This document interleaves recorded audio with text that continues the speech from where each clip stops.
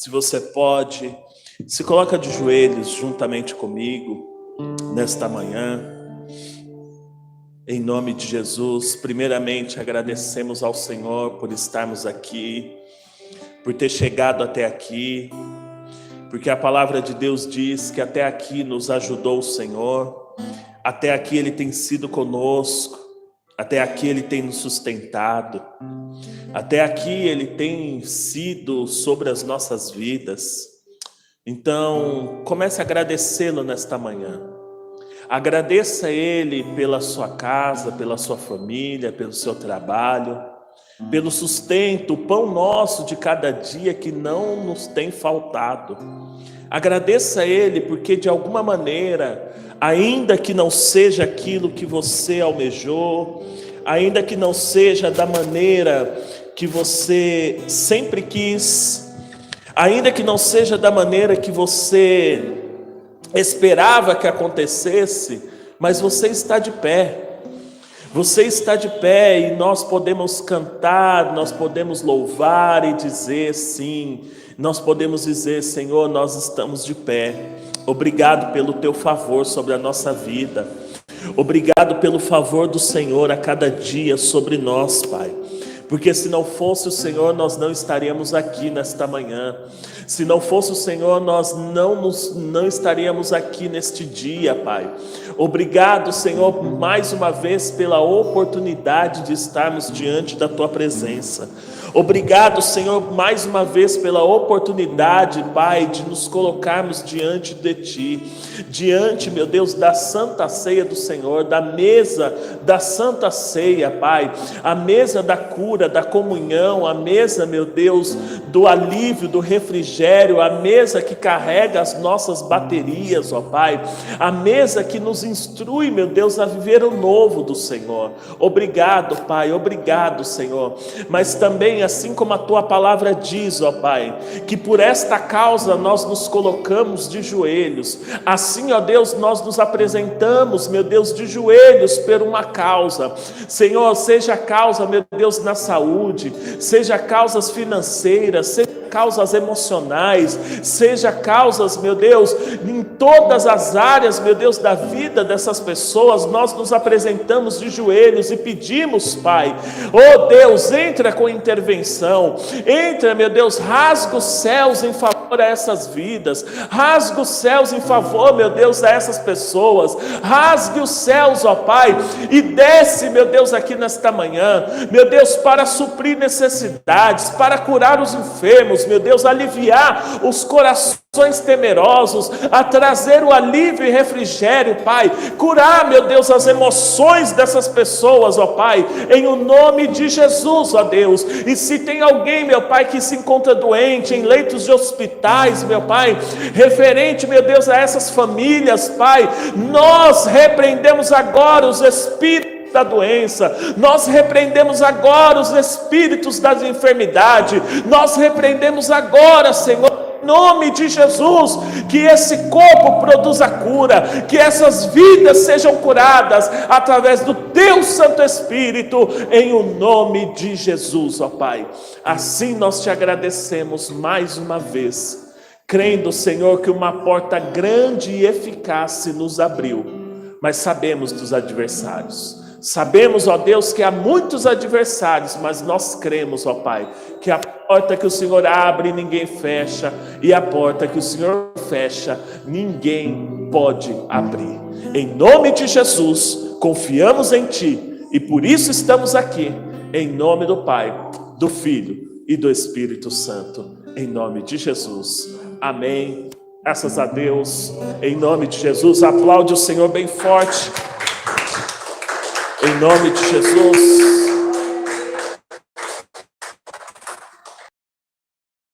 Aleluia. Bem-vindos à casa de Deus, à presença do Senhor. Bem-vindos nesta manhã de glória, nessa manhã de poder, nessa manhã de santa ceia. Podem vos assentar em nome de Jesus. Nós vamos dar o início, a entrada à nossa mensagem de hoje. E como eu disse, eu tenho algo para tratar com vocês aqui nesta manhã. Deixa eu abaixar um pouco aqui. Algo da parte de Deus não podia ser diferente, né? Mas é algo que Deus já tinha falado comigo há um bom tempo, né? Algumas boas semanas, até meses atrás. E eu estava esperando o momento certo, o momento oportuno da parte de Deus para ministrar isso ao coração de vocês. E até a semana passada eu estava com isso no meu coração, só que eu estava também com aquela mensagem que eu preguei sobre a prioridade de Deus, né? Mas eu quero tratar isso com vocês hoje, porque assim Deus escolheu, selecionou que fosse hoje. Vocês estão bem? Hoje, irmãos, eu quero falar com vocês o seguinte. O tema da mensagem de hoje, faz tempo que eu não dou um tema à mensagem, né? Mas o tema da mensagem de hoje é uma casa para Deus. Esse é o tema da nossa mensagem de hoje. Uma casa para Deus. Sabemos que Deus, e se nós formos analisar bem isso na Bíblia, você vai perceber que desde o jardim, Deus ele constrói uma casa para ele. Como assim, pastor? Não, no jardim Deus construiu um jardim. Tá, mas era uma casa para Deus. Era a casa de Deus, era o jardim do Éden. E desde lá do jardim do Éden, nós percebemos que Deus ele construiu da maneira que ele quis, tanto que depois que ele constrói tudo, que ele chega, forma o homem e coloca o homem dentro do jardim. Mas depois que já estava tudo pronto, assim como Deus queria. E quando o homem, Adão, Eva, eles transgridem a palavra de Deus, o estatuto de Deus, a primeira coisa que Deus faz ao eles transgredirem aquilo que Deus tinha colocado para eles, qual foi a atitude de Deus quando eles transgrediram? Vocês se lembram? Crê. A atitude de Deus ao homem e à mulher transgredir os seus mandamentos dentro da sua casa foi colocá-los para fora. Essa foi a primeira atitude de Deus. Quando Adão e Eva comem aquilo que Deus falou que não era para comer, quando eles agem daquela maneira, se ocultando, se escondendo, né, daquilo que Deus estava colocando diante deles, Deus simplesmente fala o seguinte: agora eu lançarei vocês fora do jardim. Ou seja, a casa de Deus, Deus pega e fala o seguinte: agora eu vou lançar vocês fora da minha casa. Vocês não vão habitar. E a Bíblia diz que ao lançar eles fora, Deus coloca um anjo à porta do jardim e ao redor do jardim para que eles não voltassem lá dentro. Porque Deus, ele não tem compromisso com a transgressão.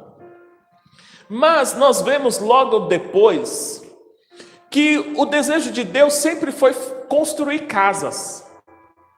Deus é um dos maiores arquitetos e engenheiros. Porque Deus, um belo dia, ele diz assim para Moisés: Moisés, eu quero que você construa um tabernáculo. Eu quero que você forme um tabernáculo, construa um tabernáculo.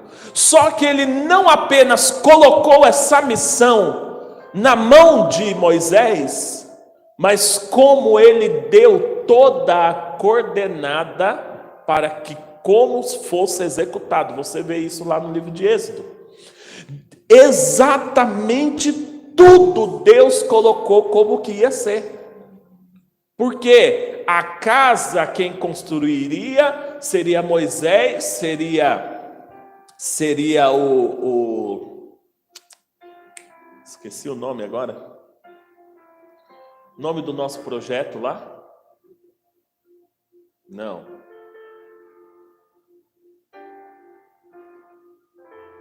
Bezalel. Seria o Bezalel. Bezalel encarregado pela arte da igreja, do tabernáculo, e ele não apenas colocou essa missão na mão deles, mas ele dá toda a coordenada de como exatamente que deveria de ser. Diga comigo assim: Deus tem o desejo para a casa dele. E irmãos, nós precisamos entender exatamente isso, que assim como é o seu desejo na hora que você vai comprar ou construir uma casa, que você quer tudo do seu jeito. Por que toda casa uma é diferente da outra? Por mais eu moro num lugar onde as casas elas são bem parecidas, mas cada casa tem o seu, vamos falar, a sua identidade, que é de acordo com o dono. Toda casa ela tem a sua identidade que vai de acordo com o dono. Por mais que seja uma casa alugada, você entra e você começa a impor a sua identidade naquela casa, deixar aquela casa mais parecida com você. Não é assim? Nos móveis, nos utensílios, na pintura, do jeito que você quer. Não é assim? Então, nós precisamos entender que a casa de Deus, ela tem um jeito específico. Ela tem um DNA específico. Ela tem uma maneira específica. E nós vemos isso no tabernáculo. Nós vemos isso no templo de Davi, e depois que Salomão construiu, Deus só deu a referência de exatamente tudo de como deveria ser a casa dele. Até que Jesus se manifesta na terra. E indo para a cruz, ressurgindo dentre os mortos, aí vem uma declaração dizendo a seguinte, que Deus não habitaria mais em templos feitos por mãos de homens. E quando Jesus estava fazendo essa afirmação, ele estava dizendo o seguinte, Deus não habita na igreja, então não preciso ir para a igreja. Não, Deus ele não habitaria mais como era no passado, só dentro dos templos. Ou seja, naquela época você só conseguiria o acesso a Deus por meio de um sacerdote que entrasse no templo para adorar. Hoje não. Hoje você consegue adorar a Deus na tua casa, você consegue adorar a Deus em todos os lugares, inclusive na igreja. Mas Jesus vem e declara isso. E a partir desse momento, Deus resolve construir uma casa em nós. Diga comigo, Deus decidiu não construir mais templos, tabernáculos de madeira, pedra, tijolos, mas Ele decide construir com aquilo que já era dele. Ele não decide mais usar a formação do homem, mas ele decide construir o seu templo dentro de cada um de nós. E olha só o que a Bíblia diz, para vocês não acharem que eu estou falando demais sem usar a Bíblia. 1 aos Coríntios capítulo 6. 1 Coríntios capítulo 6, versículo 19.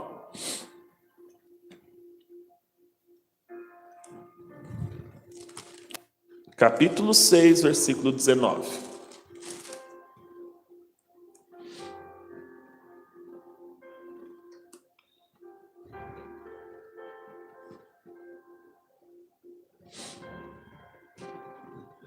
Olha só o que está dizendo. Quem achou, diga Moriá. Diz assim: ou ainda, não entendeis que o vosso corpo é o santuário do Espírito Santo? Santuário é a mesma palavra de casa, morada, tá? santuário do Espírito Santo e que habita em vós, o qual tendes da parte de Deus, o que não pertenceis a vós mesmos. Quem pertence ao seu corpo? O texto está dizendo que o nosso corpo, ele é o templo do Espírito Santo e que não pertence a nós mesmos. O nosso corpo já não é mais nosso mesmo, mas ele é da parte de Deus. Por quê? Porque ele é o templo do Espírito Santo. Ou seja, fala comigo, o meu corpo, ele é a casa de Deus. E você e eu precisamos entender isso, que Deus faz primeiro a casa e depois ele vem morar. Irmão, você precisa entender que Deus primeiro ele forma a casa e depois ele vem morar. Tem como você morar numa casa que ainda não está construída? Tem como? Não dá. Tem como você habitar numa casa que ainda não está construída? Não existe, não tem como. E nós precisamos entender isso, que primeiro Deus vai construir a identidade dele em mim, a maneira dele que ele quer em mim, do jeito que ele quer a casa dele em mim, para que depois ele venha morar nessa casa. Deus não quer entrar nesta casa sem ela estar pronta, construída para Ele. O nosso corpo, ele é templo do Espírito Santo, e nós precisamos entender que a casa de Deus é a minha vida é a casa de Deus, e que Ele vai construir, assim como foi do Jardim do Éden, que ele formou do jeito dele, assim como foi com o tabernáculo de Moisés, que foi do jeito dele, assim como foi com o templo de Salomão e com o templo de Davi, que foi do jeito dele, assim também vai ser na minha vida, porque senão não existe, não tem como Deus habitar na minha vida. Se não for da maneira dele, ele não vai habitar. Conheço inúmeras pessoas que começam a construir as suas casas, e o meu irmão e minha cunhada são uma dessas pessoas. Eles estão construindo, assim, já está praticamente quase tudo pronto, mas ainda assim eles não se mudaram, porque ela simplesmente falou: eu só vou entrar na casa quando tiver exatamente tudo pronto. Já daria para eles morar da maneira que está? Daria, mas ela não quer, porque ainda está completamente pronta. E eu conheço inúmeras pessoas que são da mesma maneira, que essas pessoas, elas não vão entrar em uma casa que não está completamente pronta. Aí você para e pensa assim: se nós somos dessa maneira, imagine Deus, que é perfeito. Imagine Deus, que é um ser perfeito. Será que Ele quer entrar numa casa que esteja completamente bagunçada, sem construção nenhuma? Presta atenção, desde a criação da terra, Deus ele se manifesta sobre a terra, e o Espírito de Deus ele paira sobre a face das águas, analisando tudo. E a primeira identificação da Bíblia, Gênesis 1:1 diz assim: e a terra era sem forma e vazia, e havia trevas na face do abismo. Porque a casa que está desconstruída, a casa que não tem formação, ela é a habitação das trevas. E Deus entra nessa situação, e Ele não quer habitar nessa terra sem forma e vazia, Ele começa a dar forma. Ele começa a trabalhar nessa casa, ele começa a trabalhar nessa casa chamada terra, ele começa a impor aquilo que ele quer, ele começa a construir da maneira que ele quer, haja luz, haja isso, haja aquilo outro, e faz isso, faz separação entre o céu e a terra, faz separação entre as águas e a terra, e isso e aquilo, e vai formando da maneira que ele quer. E se você prestar atenção, e todo final de dia a declaração de Deus era a mesma, dizendo o seguinte: e viu Deus que era bom. Porque se não tivesse sido bom, ele ia fazer de novo, irmão. Agora presta atenção, será que Deus pode olhar para a minha vida, para a sua vida e falar assim: e viu Deus que o Alexandre é bom? E viu Deus que o templo Alexandre é bom. E viu Deus que o templo Alexandre é bom. Porque, irmãos, Deus não quer reformar uma casa. Deus, ele não quer reformar algo. Deus, ele não tem prazer em reformar algo. Tudo que Deus faz é novo. Olha só o que a Bíblia diz, Marcos capítulo 2, versículo 21. Marcos 2, 21. Olha o que a Bíblia diz. Ninguém, o próprio Jesus declarando isso aqui, ó. Marcos capítulo 2, versículo 21.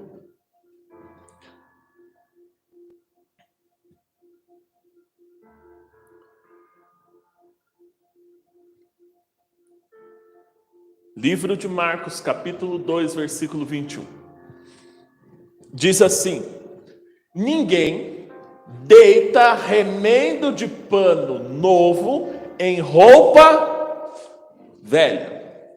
Doutra sorte, o mesmo remendo novo rompe o velho, e a rotura fica maior. Aí prossiga para o próximo versículo.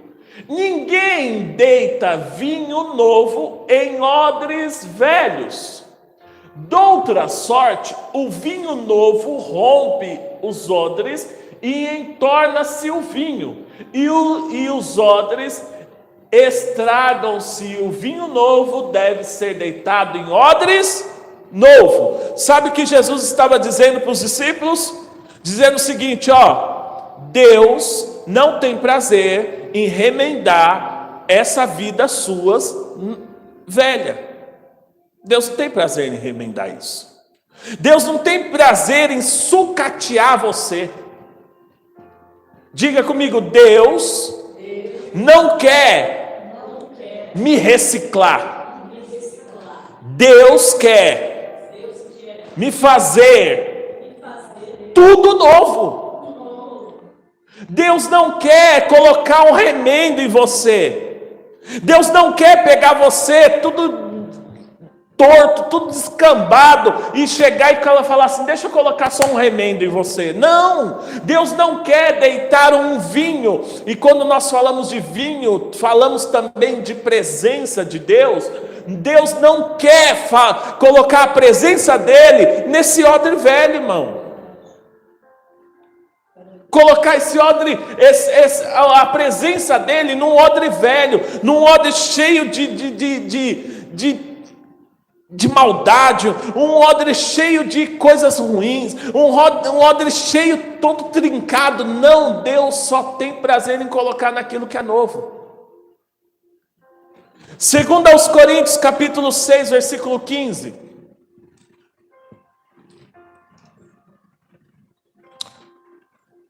Diz assim, segundo aos Coríntios capítulo, agora é segundo, tá? Segundo aos Coríntios capítulo 6, versículo 15.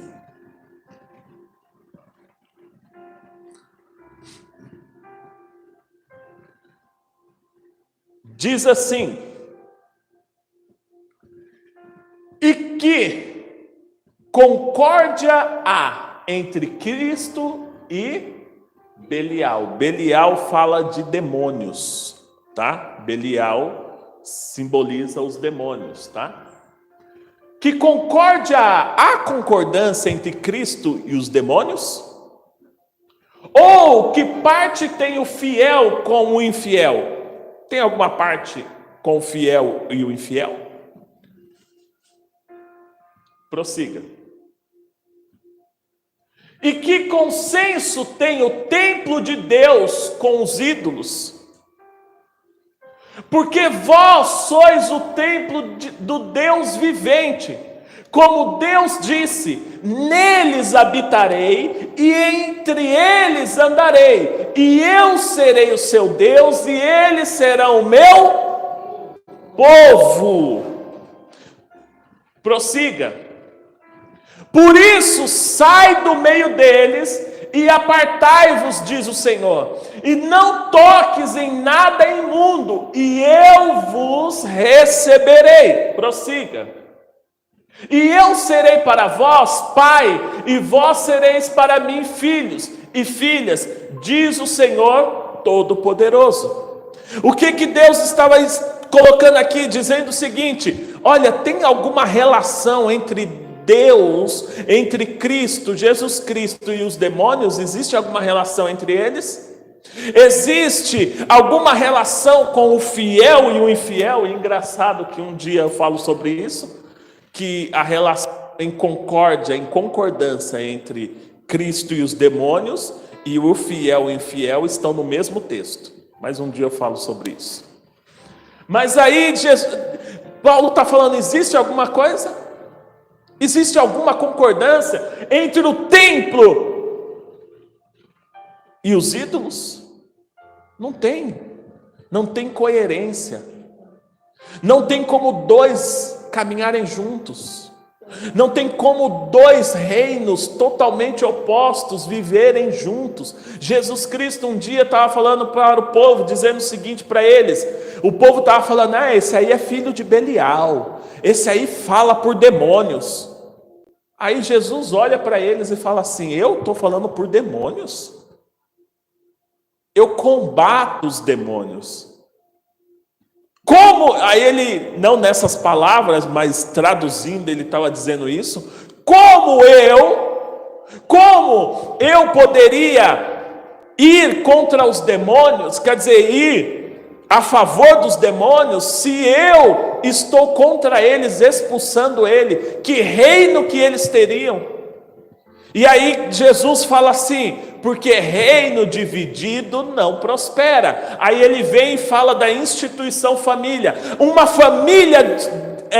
Uma família dividida não subsistirá. Porque não há consenso, irmão, entre o inferno e Jesus. Não há consenso entre Jesus e o inferno. Não há concordância entre Deus e o templo e os ídolos. Não existe concordância. E Deus estava estabelecendo exatamente isso. Não tem como, irmão. Se você é o templo de Deus, você tem que andar da maneira que Deus ele quer. Você tem que viver aquilo que Deus quer. A sua vida tem que ser exatamente do jeito que Deus quer.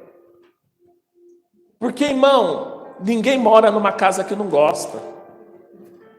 Ninguém tem prazer de morar numa casa que não gosta. Numa casa que não tem espaço para ele, numa casa que não tem senso para ele. Não tem como, irmão, você morar numa casa que não é para você. Não existe, irmão. E Deus estava estabelecendo isso. Se nós somos o templo de Deus hoje, eu preciso andar. Minha vida precisa ser segundo aquilo que Deus quer. Porque senão ele não vai morar nessa casa. Ele não vai querer morar em mim.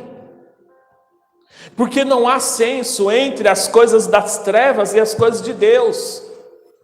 Não há senso entre aquilo que é do mundo e aquilo que é de Deus. Não há coerência, não há como compartilhar na mesma casa aquilo que é de Deus e aquilo que é do mundo. Não há. Era o que Deus estava estabelecendo aqui. Era o que Deus estava anunciando aqui. Deus não quer isso. Preste atenção, Deus ele não quer nada disso. Eu só vou citar para você ter noção do que Deus tem para fazer na minha e na sua vida. A Bíblia diz que num dia ele chegou em um casamento, e a Bíblia diz assim que nesse casamento acabou o vinho. E a Bíblia diz que a mãe de Jesus chega para ele e fala: acabou o vinho. Ele fala: o que tenho eu contigo, mulher, não é chegada a minha hora. Aí ele pega e começa a dar instruções. E nessas instruções que ele dá, a Bíblia diz assim, que ele pega e fala o seguinte: ó, leva esse vinho, leva essa água lá para o mestre-sala e serve ele. E a Bíblia diz que saiu dali como água, mas até chegar lá se transformou em vinho. E aí o mestre-sala provou daquele vinho, chamou o noivo, o noivo da festa e disse assim para ele: cara, todo mundo põe primeiro o vinho bom. E quando as pessoas já têm bebido muito, eles põem um vinho inferior. Mas você deixou o melhor para o final. Entenda algo sobre esse texto. Jesus, ele não renovou um vinho. Ele não pegou o restinho de vinho que já tinha e aumentou o vinho. Não, ele faz um vinho totalmente novo e totalmente que ninguém ainda tinha experimentado naquela festa. Porque o mestre-sala fala: cara, você deixou o melhor vinho para o final. Era um vinho que ninguém tinha provado ainda naquela festa. Era um vinho que ninguém tinha ainda provado naquele lugar. Por quê? Porque Deus não tem prazer em pegar algo velho para transformar em novo, irmão. Deus não tem prazer nisso. Deus quer renovar completamente a sua vida, por completo. Ele não quer pegar umas partezinhas de você para fazer útil para Ele. Não. Ou Ele pega tudo, ou Ele não pega nada. Ou ele pega tudo para fazer tudo, ou ele não vai pegar nada, irmão, porque não há consenso entre uma vida nas trevas e uma vida com Deus. Não há consenso entre uma vida com Deus e uma vida com as coisas do mundo ainda. Não há consenso. Ou ele pega e faz tudo novo, ou ele não pega. Deus não é sucateiro, irmão. Deus não é sucateiro. Deus não tem prazer em pegar sucata. O que Ele pega nas mãos deles, Ele quer fazer tudo novo. Segundo aos Coríntios, capítulo 5, versículo 17, eu encerro aqui. Assim que, se alguém está em Cristo, nova criatura é. Qual que é a palavra que está aqui? Segundo aos Coríntios, capítulo 5, versículo 17. Qual que é a palavra que está aqui? Nova. Se alguém está em Cristo, ele não é reciclado. Ele não é mais ou menos. Ele não é mais ou menos novo. Ele não é barganhado, usado. Não, eu estou usado, mas estou em bom estado. Não, ele é nova criatura. E as coisas velhas já passaram, e eis que tudo. Olha a palavra aqui, irmão. Qual que é essa palavra? Tudo. Não é alguma coisa. Ah, não, isso aqui ele vai fazer novo, mas isso aqui não, isso aqui deixa comigo. Não, não mexe nisso aqui não. Ou é tudo, ou é nada. Pastor, você está falando que Deus é do tudo ou do nada? Sim. Porque Ele não quer dividir a glória dele com ninguém. A Bíblia diz que Deus não divide a glória dele com ninguém. Ou é tudo ou é nada. Aí Ele vem e fala: eis que tudo se fez novo. Não, eis que tudo Ele deu uma recalchutada. Eis que tudo ele deu um jeito. Não, ele fez tudo novo. Porque Deus, ele não é sucateiro, irmão. E se nós entendemos isso, que Deus ele não quer sua vida para fazer dela, reformar, dar uma passada de massa, resolver alguma coisa e deixar o resto tudo de qualquer jeito. Não, ou ele pega para fazer tudo, ou ele não faz nada.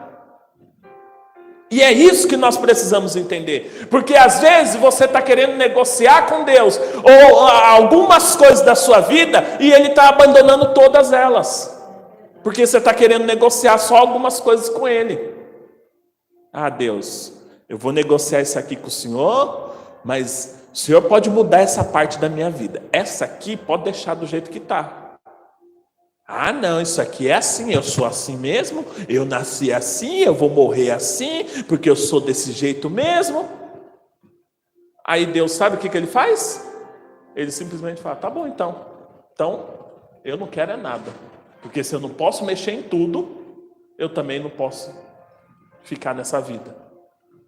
Porque assim como se alguém está em Cristo, nova criatura é. As coisas velhas já passaram. Eis que tudo se fez novo. O que é tudo? Voltando para a sua vida, o que é tudo? Tudo é tudo. E nós vamos ficar aqui o dia todo falando tudo é tudo. Mas o que é tudo? Tudo é tudo. Mas o que é tudo da sua vida? Tudo.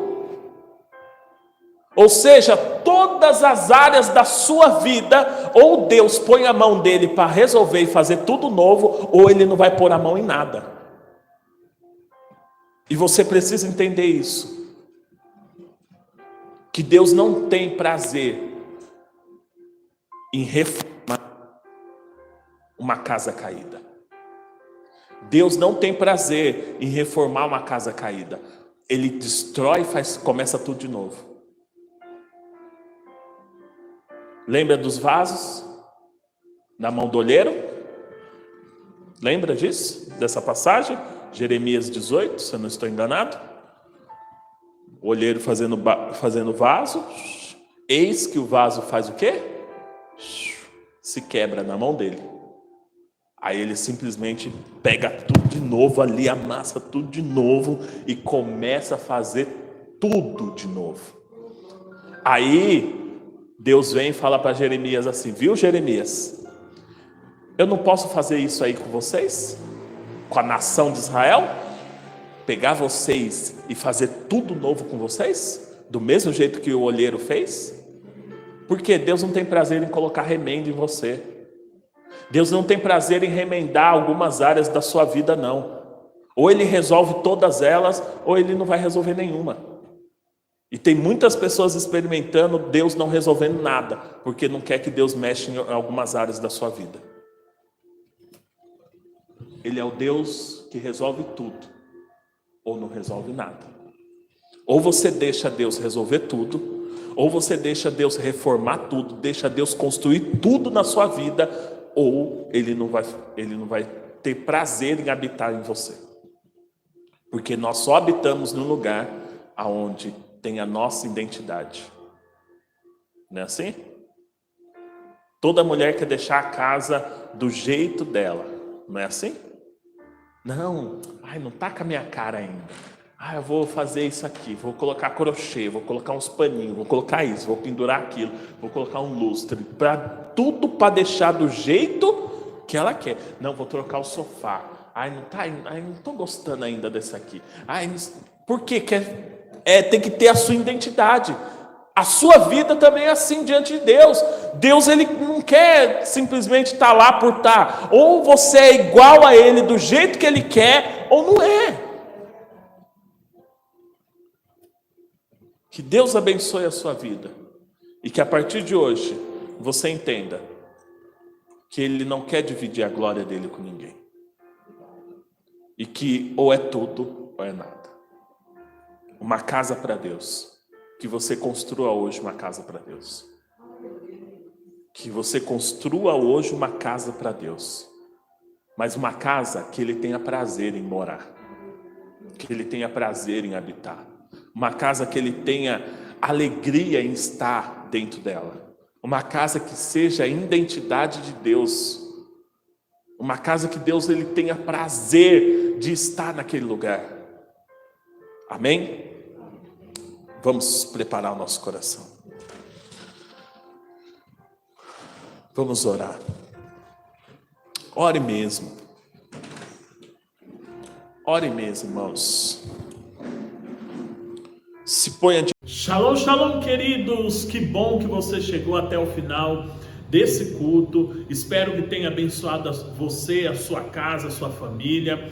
Olha só, e antes de encerrar, eu quero compartilhar com você 2 versículos que estão lá no livro de Provérbios, capítulo 11, versículo 24 e 25. Diz assim, acompanha comigo: ao que distribui, mais se lhe acrescenta, e ao que retém mais do que é justo, é para a sua perda. A alma generosa prosperará, e aquele que atende também será atendido. Olha só, eu quero falar com você sobre os seus tributos que você entrega no altar, na presença de Deus. A Bíblia está dizendo o seguinte, que a alma generosa prosperará, e aquele que atende também será atendido. E eu quero te convidar, ao final dessa transmissão, ao final desse culto, a você entregar os seus dízimos, sua oferta, sua semeadura, suas primícias, por meio dessa chave Pix que está aparecendo aí nessa tela. Olha só, a Bíblia diz que a alma generosa prosperará, e aquele que atende também será atendido. Creia no socorro de Deus, e você está semeando numa terra fértil. A terra desse ministério, ela é fértil, e creia numa provisão abundante sobre a sua vida, sobre a sua casa, porque a Bíblia diz que aquele que socorre também será socorrido, aquele que atende também será atendido. Então, derrame aqui a sua gratidão, derrame sobre esta obra a sua generosidade através dos seus dízimos, através das suas ofertas, das suas primícias, semeaduras, e seja impactado pelo poder de Deus que gerará sobre a sua vida em nome de Jesus. Que Deus abençoe você, que a graça do Pai, do Filho e do Espírito Santo de Deus esteja sobre a sua vida, sobre a sua casa e sobre a sua família. Lembrando, por meio dessa chave Pix que está aqui na tela, você consegue entregar os seus tributos, seja eles ofertas, seja dízimos, seja primícias, semeaduras, votos, tudo que você tem de tributos a entregar, entregue por meio dessa chave Pix. Que Deus te abençoe e a graça de Deus esteja sobre você, em nome de Jesus.